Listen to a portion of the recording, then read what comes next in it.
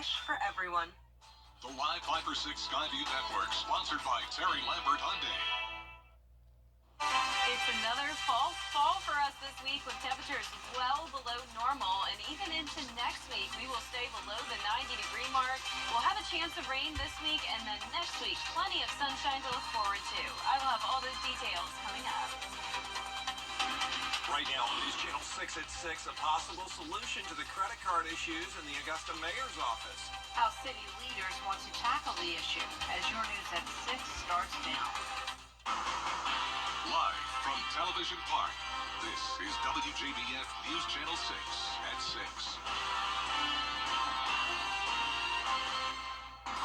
Good evening, everyone. I'm Jenny Montgomery. I'm Brad Means. Thanks for joining us. As coverage you can count on begins with a breakthrough in the Augusta Mayor's office credit card controversy. The commission voting to assign the mayor a city card, something he's not been willing to accept.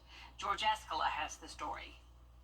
Augusta leaders taking steps to resolve the mayor's credit card issue, approving reimbursing him for office expenses on his personal card, but more steps are still needed.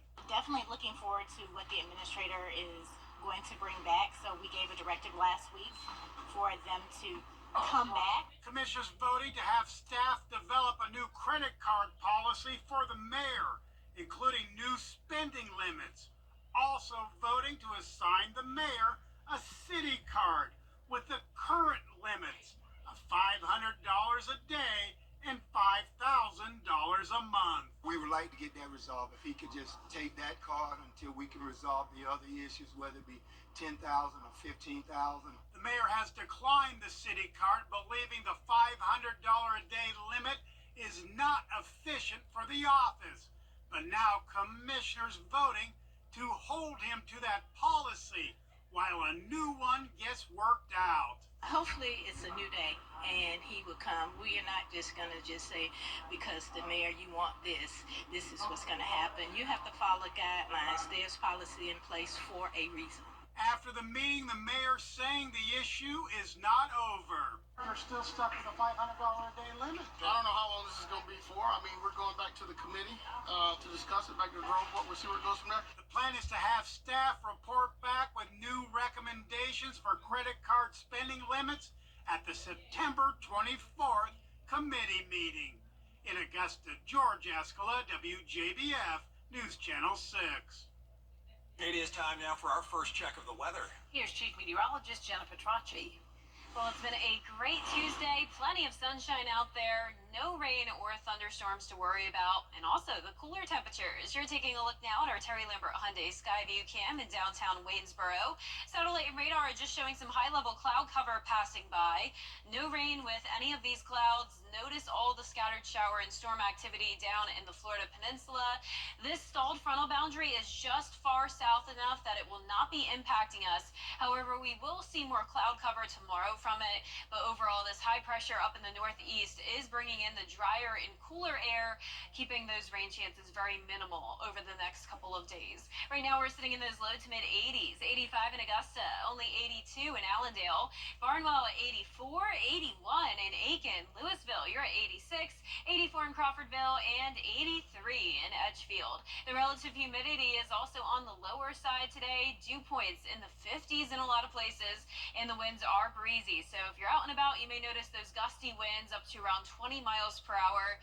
That's what we're seeing now in some places. It will stay breezy throughout the rest of your Tuesday night, and tomorrow another mostly cloudy and breezy day with the temperatures staying on the cooler side. In the meantime, tonight going down to 77 at 8 o'clock, mid-70s by 9 o'clock. So coming up, we'll have a look at that full 10-day forecast. So stay with us, but back to you. Jenna, Jenna, thank you. The Richmond County Coroner's Office investigating a shooting death. 73-year-old Larry Drayton was shot back on August 9th on Gay Drive. Drayton taken to Wellstar MCG and then transferred to Pruitt Healthcare Nursing Facility for his injuries. He died August 26th. One local business has been struggling with fewer customers coming through the door. Rally Point Grill opened in Evans about a year ago. The veteran-based restaurant serves traditional American fare, burgers, fries, and drinks.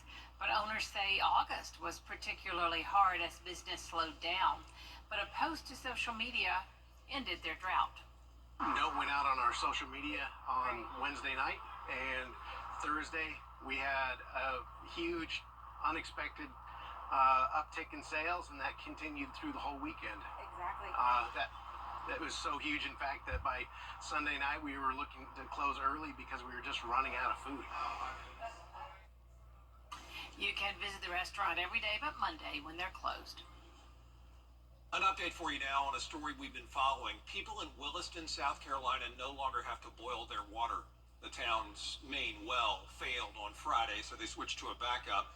It was unstable and led to water main leaks and breaks. Now crews are removing a pump from the main well. It was only a year and a half old, already having to replace it. Lightning storms may have caused all this. Before we put this in, we had a problem with the other torch motor, so we changed up and went to a submersible pump that we thought we would have got 5 to 10 years out of it, but evidently something must have went wrong. So once they pull it, I'll know definitely what happened to it. Windy day in Williston today as crews work to replace the pump, and once they connect the town feed to the main water source, the whole thing should stabilize and hopefully prevent future water main breaks. Grovetown is growing with a new housing development popping up in the city. The new Ferguson Farms subdivision is on Brazella Drive off Harlem Grovetown Road. People who live in the area say they understand the growth and why the housing is needed, but they share concerns about traffic and how the infrastructure will keep up with it. We do what we can to alleviate those concerns. As I said, efficient, proper planning in advance is the most important thing, and our Planning and Community Development Department truly does a fantastic job of managing that growth and making sure that it's sustainable for the 18,000 citizens that we have here. A ribbon-cutting ceremony for the new 100-unit subdivision will be held September 18th at 11:30 in the morning. Lawmakers talking about the need for more affordable housing in Georgia. There is a shortage of these homes, about a couple 100,000 short at last check for the folks who need them. The National Association of Realtors says it's a combination of low inventory, high construction costs, and high interest rates. People were having a little bit more difficulty selling the product, and people were, holding off and waiting for a dip in the interest rates before they started their home search. Now that we have a little bit of a softening of the market or a softening of the interest rates, we are seeing some more activity pick up. Last year, the Georgia Department of Community Affairs introduced a program to help with housing subsidies. Coming up, an alleged drag racing incident leaves a Michigan teenager dead. Why the child's mother wants charges filed. Next. News Nation 10 back to us as well. Here at Gerald Jones Auto Group, we're excited to celebrate 50 years and to serve the CSRA for more than 50 more. Thank you for being part of the Gerald Jones family. In Michigan, calls are growing for charges to be filed after a high-speed crash left a teenager dead. Alex Stone has more. In this newly obtained video by ABC News, a teenage driver can be seen going nearly 140 miles an hour. Police say a few months after this video was recorded, that teenage driver killed his friend Flynn Mackerel, who was riding with him during a high-speed crash. Mackerel was only 2 months into his freshman year in college. In other videos obtained by ABC News, a teen driver appears to be drag racing. In this one, you can see his speedometer hitting 115 miles an hour. And here, he's driving through clearly a residential neighborhood. Now, the boy, who is 16 when he crashed and is not being publicly identified, is charged with second-degree murder. Flynn Mackerel's mother spoke to ABC News. We feel like our life ended. Our family was destroyed. Mackerel's family wants prosecutors to criminally charge the teen driver's mother. They claim she knew he was driving recklessly and did not stop him. She knew, and she failed to take reasonable care. And so what do? Do we just say that's okay? Or do we say, no, our kids are not going to come home and get into a car with a ticking time bomb?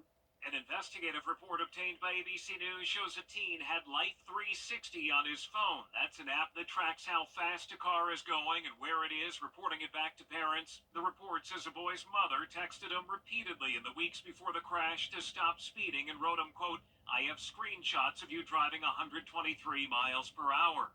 Mackerel's mother says the public was put at risk with his speed. There are people everywhere. There are families, there are people driving, and I'm sure they were scared to death. Prosecutors say they are reviewing the case and they've submitted a warrant request for a relative of the teen. The mother and teen's attorney are declining comment due to pending litigation. Alex Stone, ABC News, Los Angeles. A statue was recently unveiled honoring the woman picked to be the first teacher in space. Krista McAuliffe was one of the 7 crew members who died when the Space Shuttle Challenger exploded shortly after liftoff in 1986. On what would have been her 76th birthday, a statue was unveiled on the State House grounds in New Hampshire. The 8-foot-tall statue shows McAuliffe walking in her NASA flight suit. It was incredibly tragic that the Challenger disaster cut short Krista's life, along with the lives of 6 other astronauts.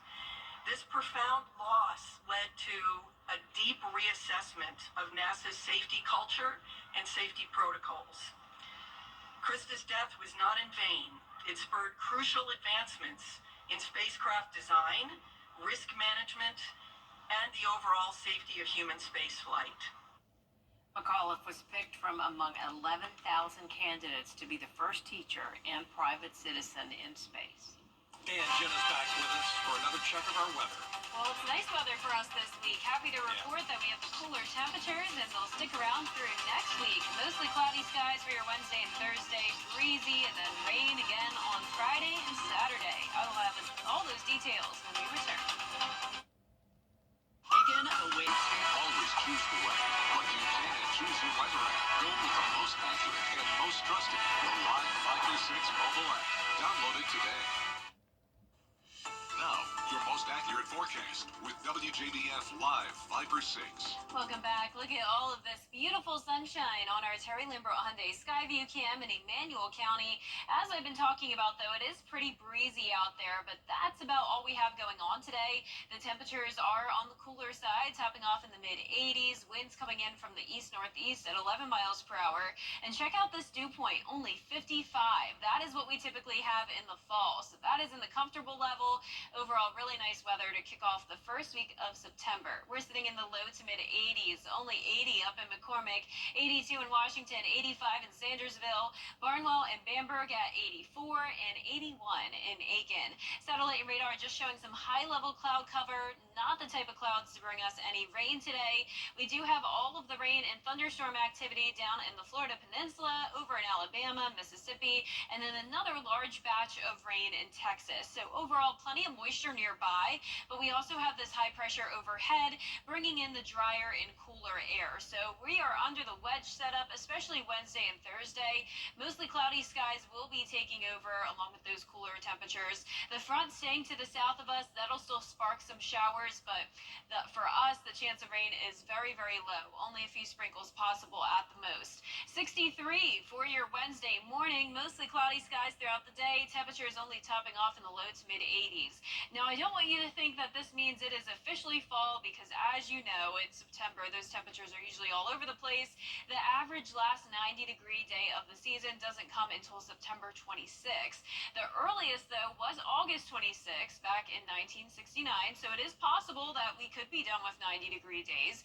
And I can tell you that at least for the next 7 days to come, we will be well below that 90-degree mark. That's what our average high is for this time of the year, but we'll be sitting around 82 to 86 degrees. Low temperatures also will be below average, only up to around 66 Thursday through Saturday, but several mornings will be in the low 60s as well, with not a whole lot of rain over the next several days. Highest rain chance will be on Friday, so keep that in mind for any outdoor plans or football games you may be attending. We could have scattered showers moving in. So notice that front staying to our south tonight with mostly clear skies, breezy and cloudy for your Wednesday. As I mentioned, just a few sprinkles at the most. But then as we go into Thursday night, you can see more rain entering southern and central Georgia. And then Thursday night into Friday, still mostly dry. Some of our southern counties could get some rain by Friday night. And then as we go into the overnight hours into our Saturday, this is 8 a.m. on Saturday. Saturday.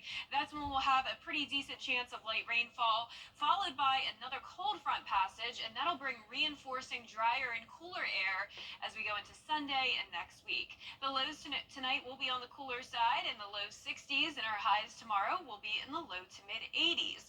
That 10-day forecast showing the 80s sticking around even into next week. Some cooler mornings all of next week as well in the low 60s, mostly sunny skies and lower humidity next Monday all the way through Thursday.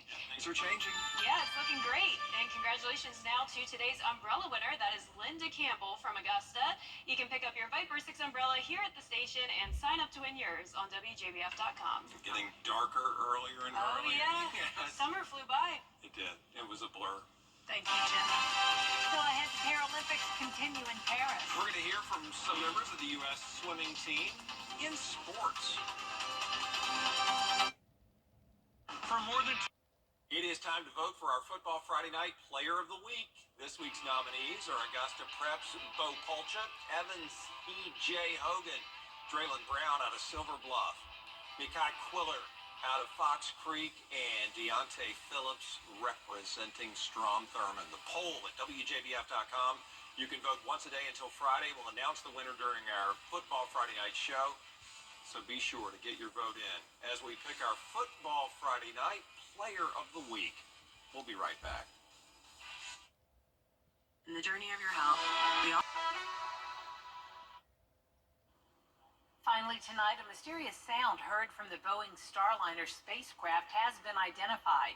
NASA says it was feedback from a speaker that's now stopped. One of the astronauts stranded on the International Space Station reported the strange noise.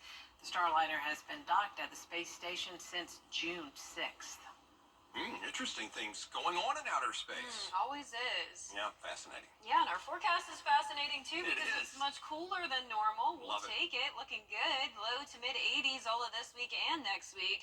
Mostly cloudy and breezy for your Wednesday and Thursday. Rain chances return Friday and Saturday. Mostly sunny and lower humidity all of next week. Looks fantastic. And some cooler mornings. We'll see low 60s pretty much all of next week. Not a 9 in sight. No, All it's, 8s. it's possible it'll come back the following week, but Sure. fingers crossed that Yeah. this is the real fall. I hope you're right.